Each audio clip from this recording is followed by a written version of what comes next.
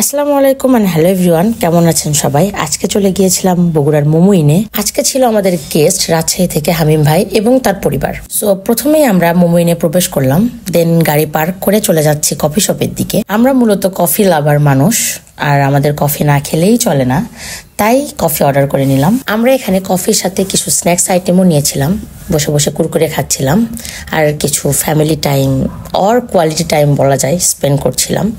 আর সময় এখানে cold coffee খাচ্ছে ঠান্ডার ভিতরে, আমরা সবাই হট কফি নিয়েছিলাম। দেন খাওয়া দাওয়া শেষ করে আমরা একটু ঘোরাঘুরির জন্য বেরিয়ে পড়লাম, কারণ মোমোইনে তো অনেক ঘোরাঘুরির জায়গা। তারপর হাঁটতে হাঁটতে আমরা এই ব্রিজের কাছে চলে গেলাম। ব্রিজটা রাতের বেলা অনেক সুন্দর লাগে দেখতে।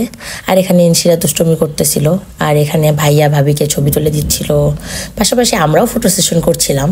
বেবিটা অনেক কিউট, এই যে দুজন কাপল পিক তুলছিল। ছবি তোলা শেষে মনে পড়লো যে একটু বিনোদন পার্ক থেকে ঘুরে আসি, তাই গাড়ি নিয়ে বিনোদন পার্কের উদ্দেশ্যে বেরিয়ে গেলাম।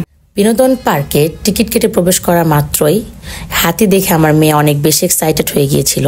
ও বেসিক্যালি সব প্রাণীর নাম জানে, আর আমরা মূলত টি লাভার মানুষ, তাই চলে আসলাম মটকা চা খেতে। আগে এখানে একটি মাত্র শপ ছিল, আর এখন অনেকগুলো শপ হয়ে গেছে। আর ওখানে যাওয়া মাত্র ওরা ডাকাডাকি করে আমাদেরকে একটা শপের মধ্যে নিয়ে গেল। চা খাওয়া শেষ করার পর ওনারা বললো ওদের কলিজা সিঙ্গারাও অ্যাভেলেবেল, তো ওইটাও ট্রাই করেছিলাম। ওদের কলিজা সিঙ্গারাটা মোটামুটি ভালোই ছিল, কিন্তু সাইজটা কেন জানি আমার কাছে ওর ঠিক মনে হয় নাই, ছোট মনে হয়েছে।